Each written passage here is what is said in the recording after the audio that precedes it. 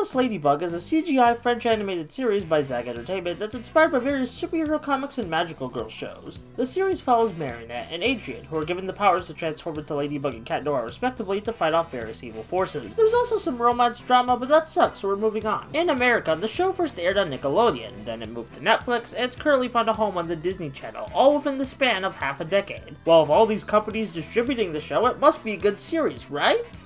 Kinda?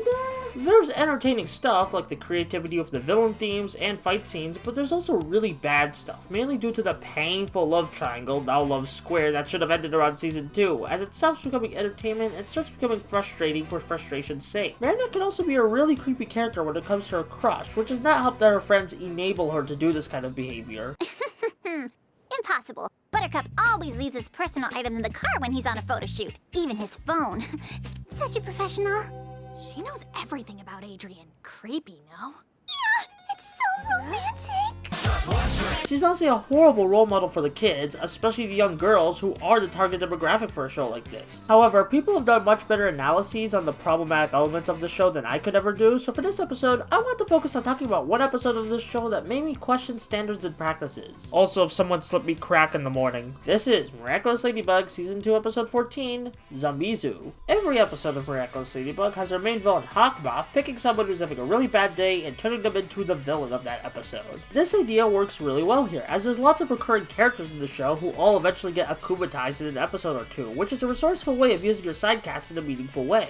The victim of this episode is a teacher at Meredith and Adrian's school, who wants everyone to get along, and this translates to her villain power being... Okay fellas, I swear the following sentence is a real thing that happens in the show aimed for children and the child-minded. We got that? Okay. So the teacher blows a kiss at a person and they become a kiss zombie who has the urge to kiss other people and turn them into kiss zombies, and the cycle repeats anew. Hey, just was wondering, is this an out-of-season April Fool's joke? Well, that's one way to have same-sex kisses fly by the censors. I talked earlier about the creativity of the various villains in the show, and yeah, this is a creative way to do a zombie story, but man, it's kind of uncomfortable to sit through an episode where everyone's assaulting each other to give smooches. Doesn't help that most of the characters are 16. Weirdly enough, in an episode of this strange of a premise, my biggest problem has nothing to do with that premise, but with the bully character Chloe. She's not a funny or endearing bully in the first place, and the show keeps insisting she has a heart, but she makes the same mistakes over and over again. That much like the dragged out romance dynamics in Miraculous, it becomes groan-worthy when it happens multiple times throughout the series. I don't think I would call this the worst episode of Miraculous Ladybug, but certainly the weirdest one given the premise, which they play completely straight without a hint of irony, which when you think about it is a pretty impressive thing, so kudos. So I'm slowly starting to realize I don't know how to end my videos in clever ways, so I'm gonna try the whole outro phrase shtick for a while. So with that being said, I hope you enjoyed the show, make sure to tip your waiters, and I'll see you in the next one.